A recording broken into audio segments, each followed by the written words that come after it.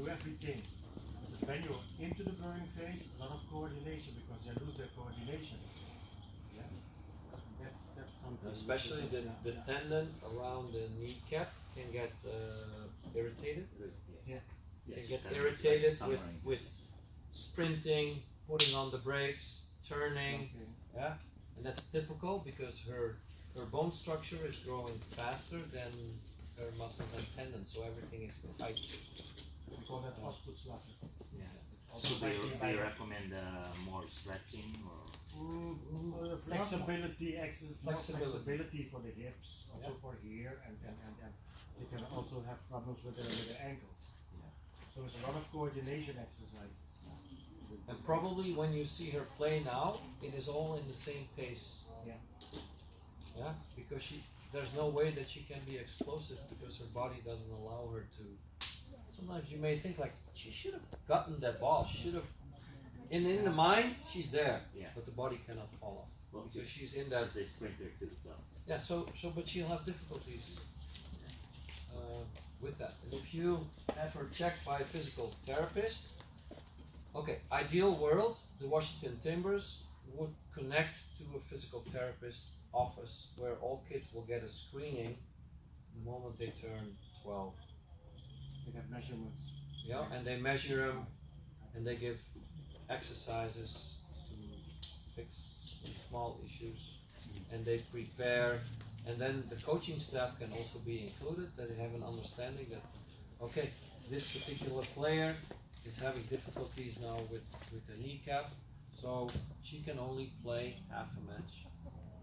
She can never play a full match because she's subject to injuries. And then you are really looking at the individual path for a player. Also in the professional academies, once a year they get an eye check. It's coaching staff too. So, because every year there is a player, he said, the pass should have gone there. You have the capacity, you have the technical ability to do it. So you're either afraid to do it, or you don't see it. And if they get, sometimes they just need an eye correction, that's all it is, to fix the problem. And that also is something I think it can be very valuable to be included. Is that okay? You know what I mean with coordination exercises? Yeah, I just tell her, it's growing pains. Stability you can do as well, yeah. Of course, stability exercises. But yeah, and then look, I'm gonna do tomorrow. I'm gonna do stability exercises with them, but you have to do a lot of variation also in combination with flexibility. Strength training also with your own body. No weights, and no nothing. And no jumping exercises, especially for the knees. So you have to be careful. Yeah, in the European academies, the weight program starts when they come out of puberty. Yeah, because what we don't want is that when, especially boys, they kind of want to show their little shoulders and everything, so they do a little bit of lifting and stuff. But the moment the shoulders are getting a little bit heavy, your turning ability is going to be limited. And they need to be able to move like a snake. But if the shoulders get stronger, then the mobility is changing and they're not as effective in the football. So in that stage, it's possible that somebody from 13, because your dog is growing, but it's possible that somebody from 15 is not maybe short and not growing. So it's possible, and then they have 4 groups, like you said. So possible somebody from 12 training with somebody from 40 on the physical part, because then you have special exercises depending on this. But then you have specialists if it's a team that has the knows it. So we grow them once in 4 weeks to see how fast they grow. Then you know what to do or what not to do. See, in soccer, in my opinion, the beauty of soccer is it's a player sport. So if you look, for example, at baseball and American football, it's a coach sport. The coach is designing the patterns that the players have to make. They're in charge. They can call timeouts. They tell exactly by playbook what needs to be done. Basketball is a mix. There is set plays, but there is creativity and there's self-discovery. In soccer, it's primarily self-discovery. There is a frame where you play in, and within the frame, you can show your character. You can show your creativity. You can show if you have leadership. You can show if you take care of somebody else. So all the life skills are coming back in soccer, and I think that is the beauty of this. But you need to master the skills, and the skills, regardless of the style of play, are all the same: dribbling, speeding up, passing, ball control, heading at a certain age, offense, defense. Whether you're in Holland, in China, in the US, that is all the same. And repetition makes things perfect. So sometimes people ask and say, okay, can you give me the exercises that you use? And I said, well, I probably only have 30. But every exercise may have 4 or 5 variations. But you know, the variety in exercises should be relatively limited. But you really need to look and see, okay, are kids getting better? Do they have an understanding? And when they mature, the spaces are different. Yeah, your daughter can move the ball over 6, 7, 8, 9 yards perfectly, but not over 15, and not through the air yet. So she has to mature a little bit. So a lot of these exercises you don't even touch. They will come in time when she or he is ready. But it's a 10-year process. Yeah, and as adults we want to go quick, and we don't always have an understanding that I told you to do it, you've seen it, but why are you not doing it? You know, and we make the same small errors with kids. It's like, and then it's like, oh yeah, we understand, but we have to talk in children's language. We need to give them time to process it, and it needs to become second nature, like driving a car. That takes time. But sometimes we forget, we get enthusiastic, and we want to be the same like Messi. Yes. Yeah. You want to add something? Based upon your experience as a leader? Well, you were talking about the youngsters in the 4 phases. I remember that at Feyenoord, where I worked, that they measured up the children when they grew, let's say, more than 1 centimeter a month. They would reduce the number of times of training sessions to prevent them from injuries problems. Yes. So we did that at our. But you had the staff, the medical staff at the club. At the club. Yes. Yes. But that's what we did at, let's say, the amateur club where I was. Yeah. In 2. Okay. So But once a month or? Once a month. Really? Yes. Okay. Yes. So it is possible. Yes, it is. So there needs to be Not a that plan. difficult. Yeah. No. There needs to be a plan. Yes. What's the training that the coaches have? Because what the description you're getting sounds like it's the coach's primary job. I can't imagine them being able to do. It's a very good question. At the grassroots, correct me if I'm wrong, because you can relate upon your previous experience. At the grassroots clubs, there is always a director of coaching who's fully employed there. But he may have coordinators for different age groups, and those people usually are not fully employed but might work 20 or 25 hours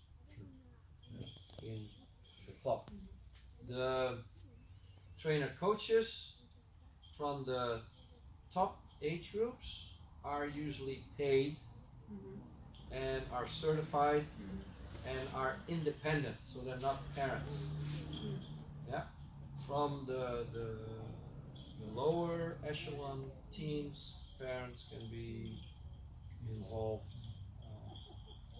in that, but and I think this is also a little bit of a difference, and maybe you've noticed it. We don't train as it being an activity. We want them to enjoy but get better, and most of the time we want them to get better to enjoy it. You know, but sometimes we see, okay, you know, somebody's, all right, kids are moving, you know,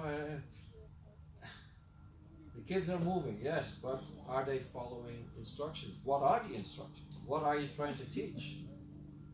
You know, and are you checking whether they are really improving, and can you put in a small progression so the kids are being challenged? And sometimes that is not existent. So it is a profession, and it needs to be looked upon as a profession, and then you can hold people accountable as well in an ideal world. And that, of course, is not always.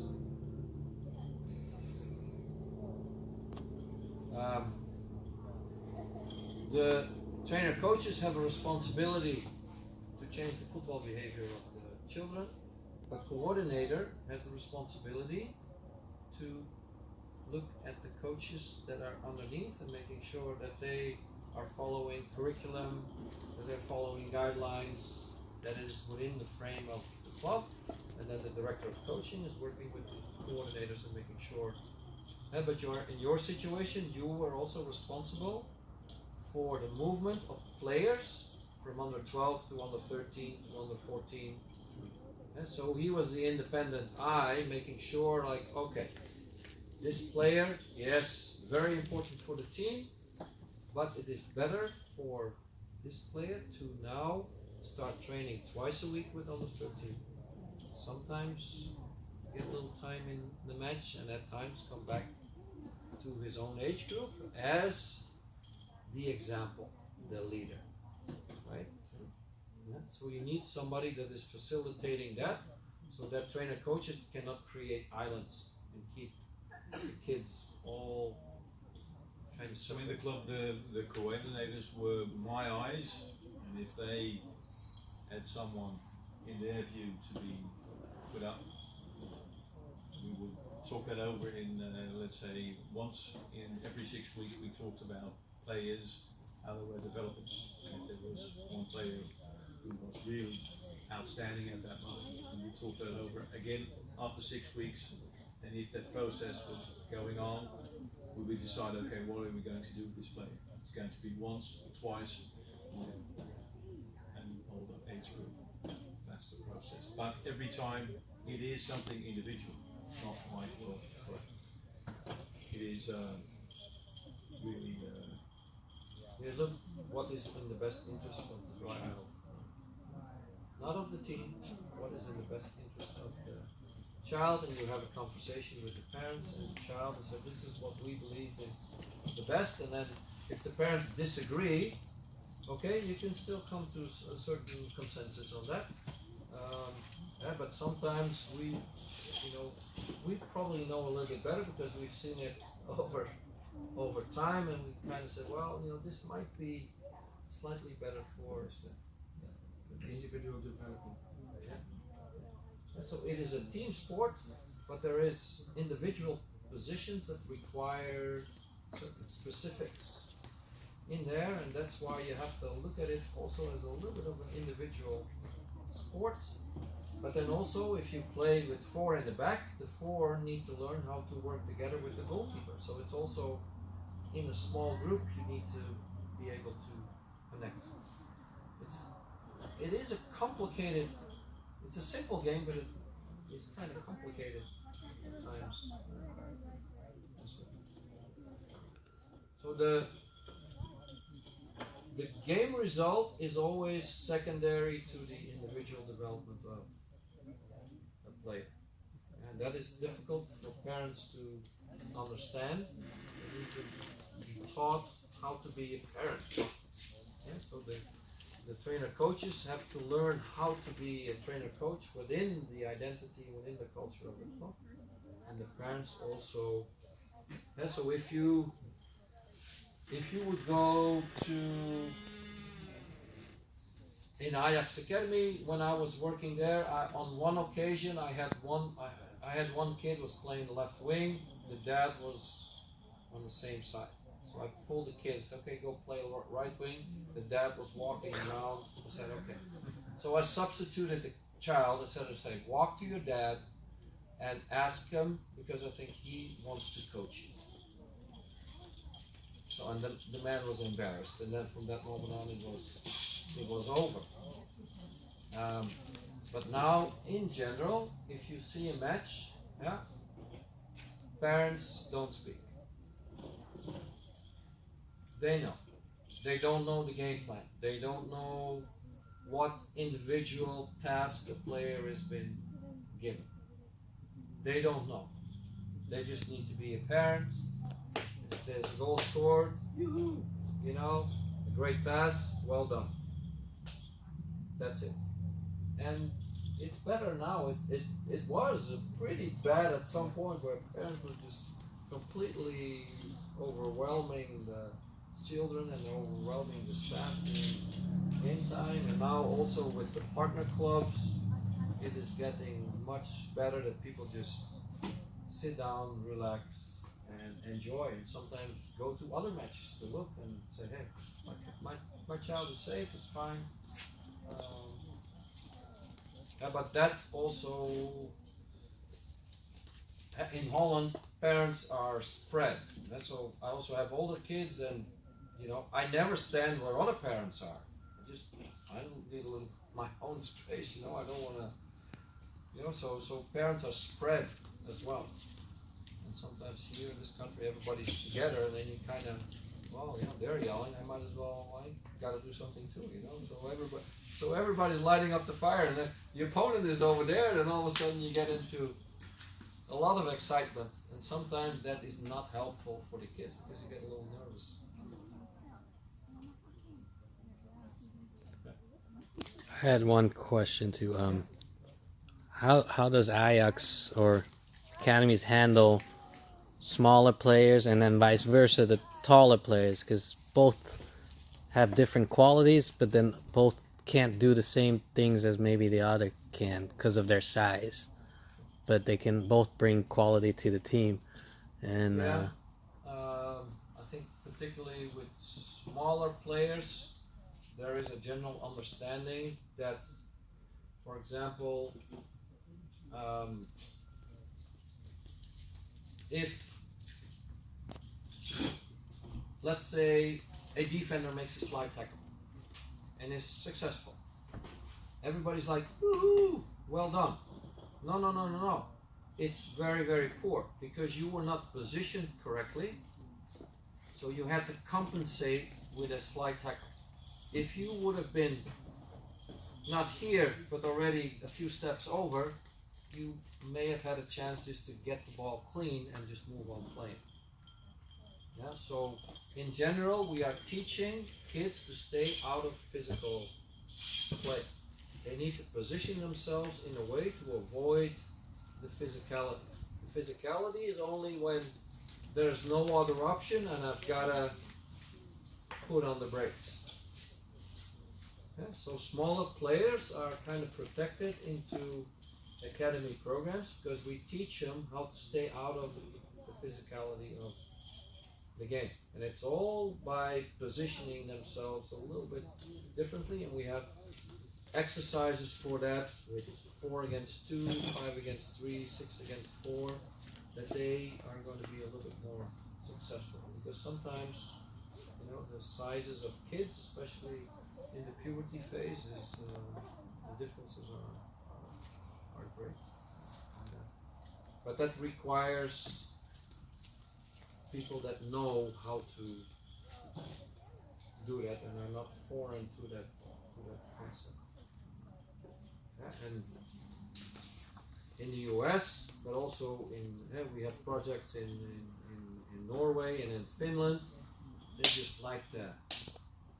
And that comes maybe from hockey, it comes maybe from American football, that you kind of like to see that physicality. Basketball, there's quite a bit of contact in basketball as well, but a clean soccer game, there is not a lot of contact. Right? True. Anything else? With all the focus on individual players and stuff, the specialists, is there kind of a ratio that the academy go for between the specialist and the number of players they're working with? No, the ratio, the ideal ratio, probably, if you look at training, there's a head coach, there's a speed and coordination specialist, there is a technical trainer, and usually there is a movement trainer. So in general, guys like Ronaldo do everything from the core and down, and then we have guys that do the core and up. And they usually come from martial arts.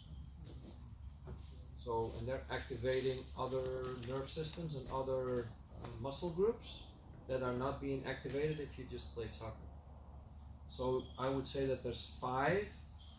If you talk about a squad that's playing 11 against 11, and you have a roster of 18, then there's 5 people working with that. So you said the Ajax Academy itself is like 200 kids, right? So they have how many speed coordinators? I'm just kind of wondering, if you're working with them, you're like, there's too many kids, they're kind of losing the Yeah, benefit of it, So they look at it at the 3 different age groups. Okay. So in each age group, there is a technical trainer, there is a speed guy, there's a movement guy.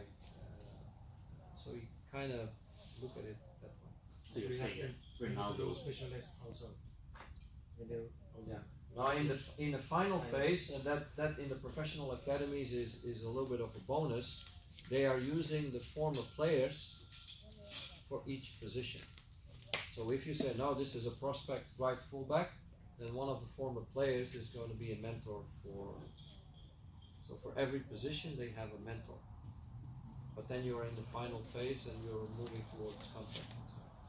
I was just curious about what age you start teaching writing from. Because I know my daughter's fast, but she hasn't formed. But she's only 8, she has 38. But with this versus okay, look, high knees, yeah, actually running, because you have to be able to sprint and run for a long period of time. So I feel like she gets spent because she doesn't have correct the right qualities. technique. Correct. Okay. And that's why we do a lot of tech games, circle games, a lot of them try to do it. Today.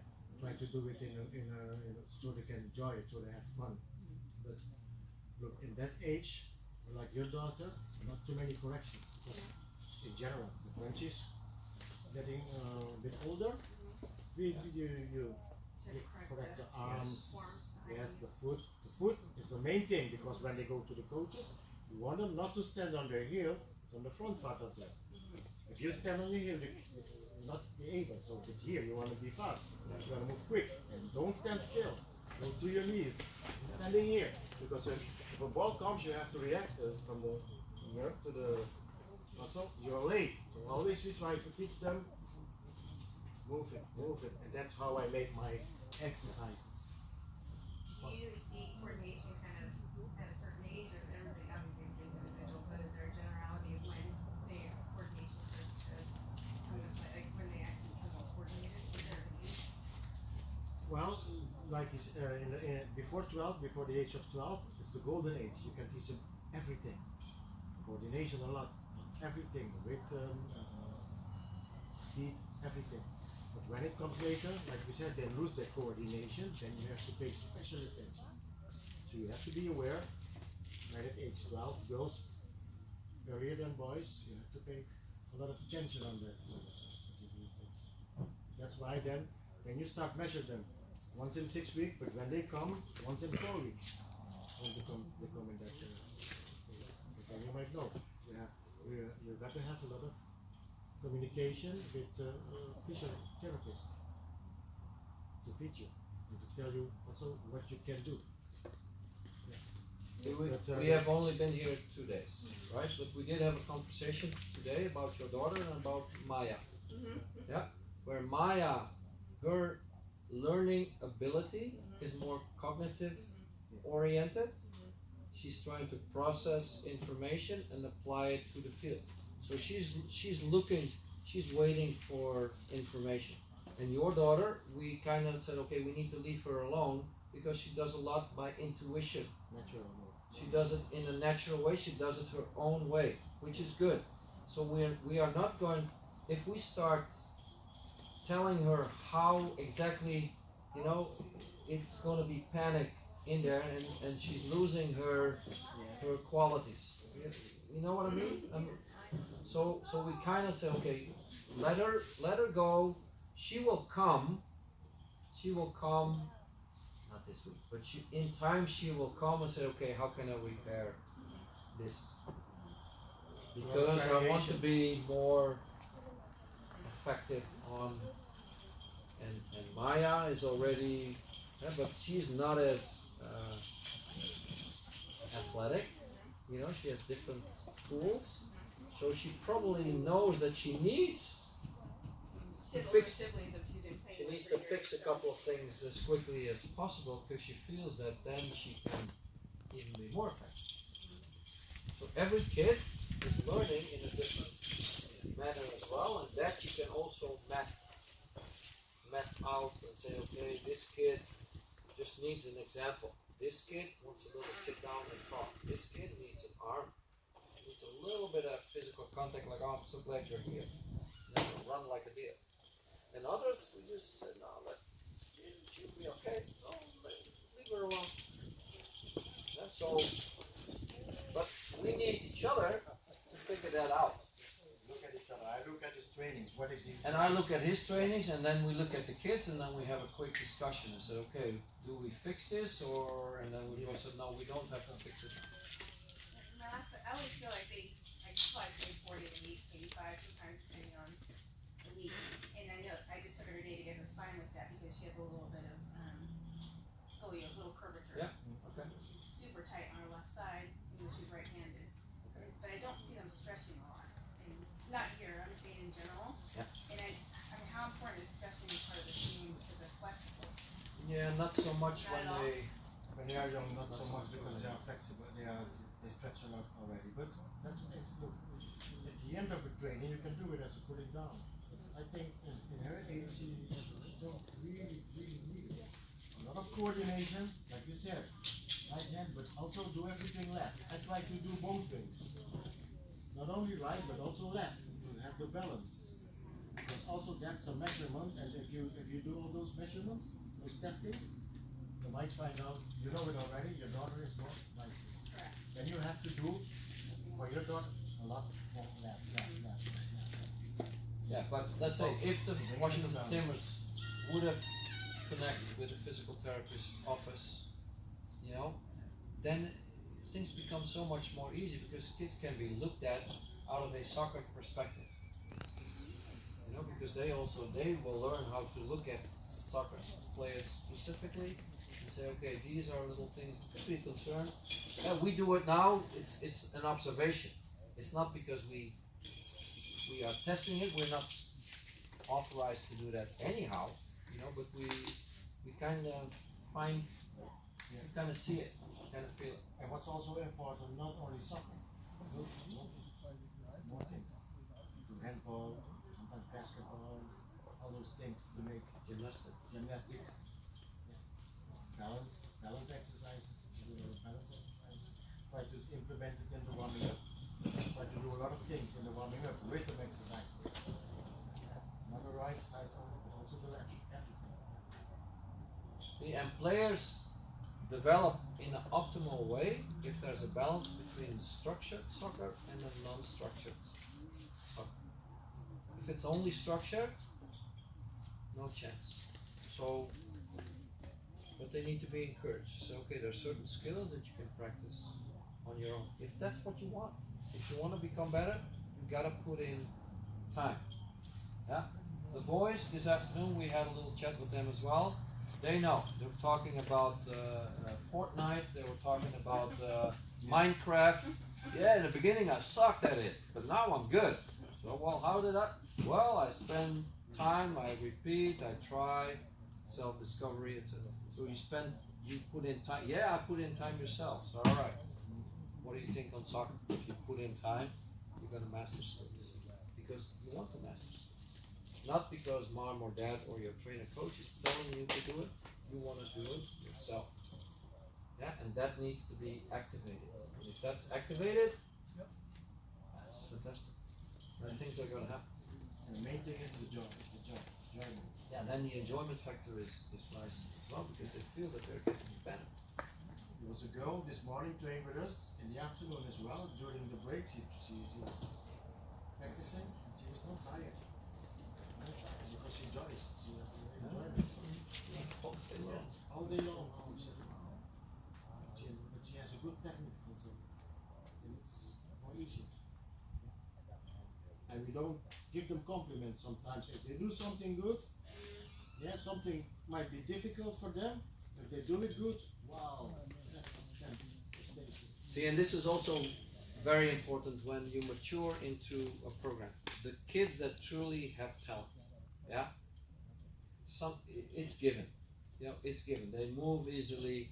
They're fast. They have ball control. They have a little personality. It all looks smooth. Yeah. We go hard at that. Yeah, there was one kid I went after today. I mean, I go hard at him. Because everybody's telling him, oh, you're so good and you play well and nice that you're here. Yeah, so he gets comfortable. But that's the kid that needs to be pushed. And the one that's just underneath, okay, we compliment him. Say, hey, good job. Keep going. You know, a couple of more repetitions and you get it right. But the talented ones, you can go hard. And then they are going to be, you know, inspired to take it to the next level. Because otherwise they'll lean back and say, oh, you know. So there's a lot of psychology in the teaching as well. In general, and sometimes, you know, sometimes we forget, but in general, we praise the individual for doing something well, and if as a group, you know, they're not quite there, they're not running fast enough, then we take them as a group. So as a group, you run faster, you work harder, you support each other. As a group, I have different expectations from you. The message is coming in, but they don't feel bad about themselves. So we don't single them out when on the negative, unless it is a repeating thing. And if it is a repeating thing, usually 9 out of 10 times, it's not with the kid, but it's with the parents. Something's happening at the house. Grandma is ill, stress on the economics in the household. Maybe they're talking about moving to another place. And the kid is can't verbally, you know, and is showing maybe in school, but also in sports, a little bit of different attitude. So then you need to protect the child.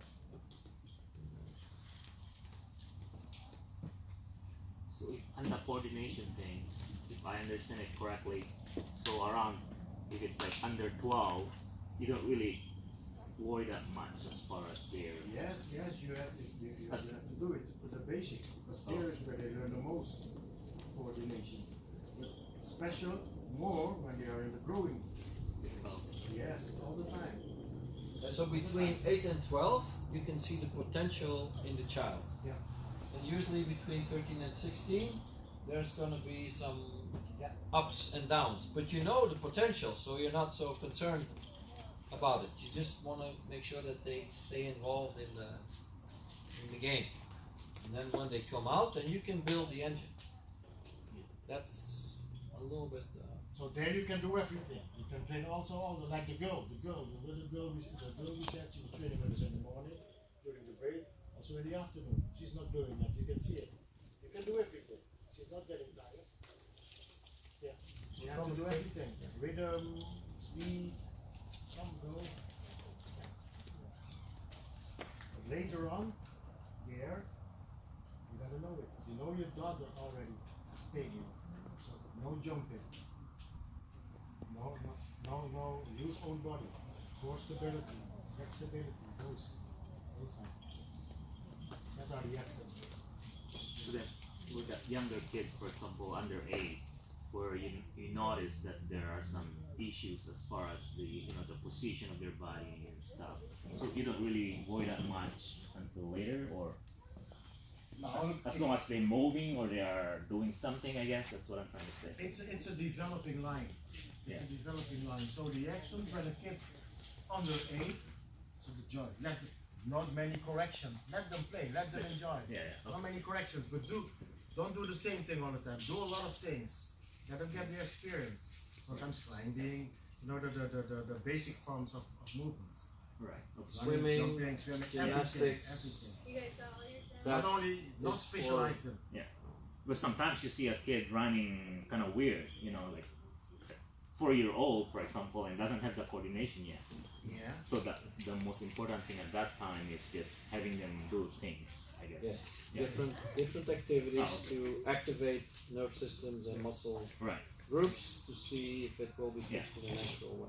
And just don't worry about the. Don't worry about. Oh, okay. And we've had, for example, players where the feet were standing like Donald Duck. Yeah.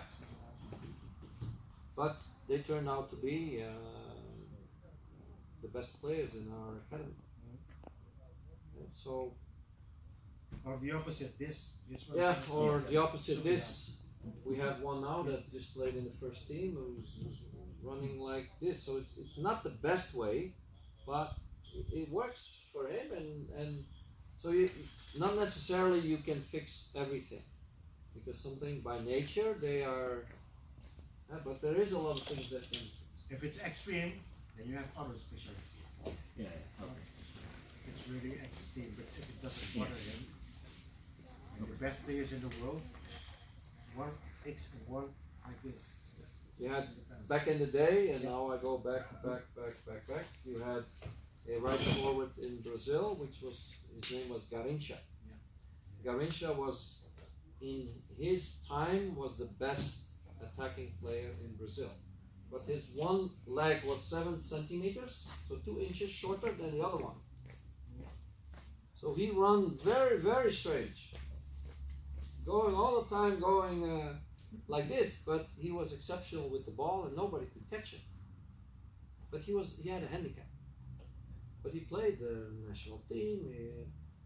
So there's always something that your left leg is not as tall as your right leg. Every person is different. Your left foot is shorter than your right foot, or the opposite.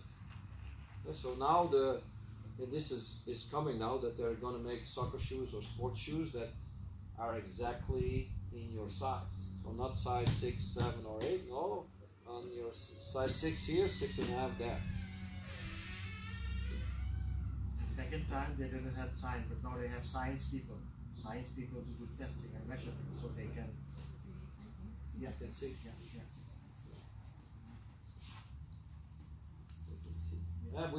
And one example, and let me finish with that, and that's why it is so important to have the measurements by a physical therapist. I had a young boy back in the day, 11 years old, and at that time we were doing the checks every 6 weeks. We took his length, and it was the length of the upper body in relation to the length of the legs, because of the indicators of the growth spurt, possible indicators of the growth spurt, and we took his weight. And he'd been growing half an inch, and he lost weight. So the medical staff threw a red flag. immediately. We said, okay, we need to get the parents here because this never happens. You grow and you lose weight. That doesn't happen. You grow and gradually you add on a few pounds. So we spoke to the parents, and the parents said, no, we are together, no stress on economics, we are happy. Okay, that was the first meeting. So we're sitting, coaching staff, I said, okay, still, do they tell the truth? We don't know. It looks like they were honest. So we got somebody else involved, and they said, okay, check in the next week which parents are they socializing with in the team. Ask them if they know. Maybe. Nothing came out. Then 2 weeks later, I said, okay, the boy was also struggling in the training now, and they're struggling in the game. We have to get these parents in again. So we asked them and said, okay, we really have an external mental coach that we'd like you to get a conversation with to see, how does your day look like? How does the week look like? And see if we can find something where this is coming from. And they said, no,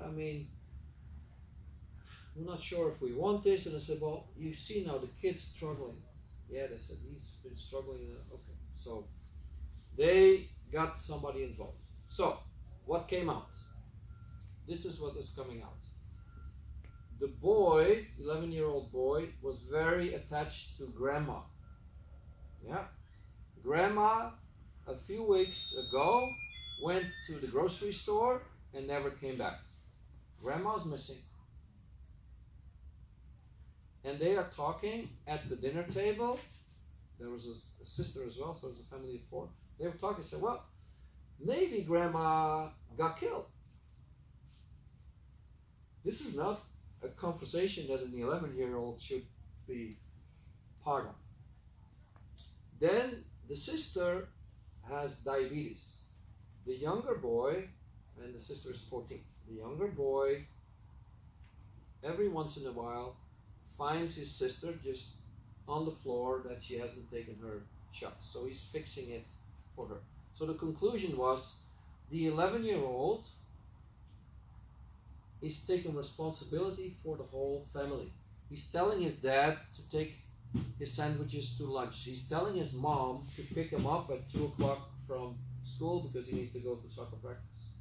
He's arranging everything in the family. He's the most intelligent factor in that family. So there was enormous stress on the boy's body. When the kid wakes up in the morning, if he was wearing a pajama or his sheets soaked because of the stress. So now we knew where it was coming from, and we gave guidance to the parents how to be a different parent and what not to discuss at the dinner table, and how to get their lives a little bit organized as far as logistics. Then it was fixed. Took 2 months, and then the kid was he was growing and he was gaining weight and he was happy and his game came back too. Now that doesn't happen frequently, but you need to have those sensors because other kid can be destroyed, not only for soccer but for other stuff. And a club.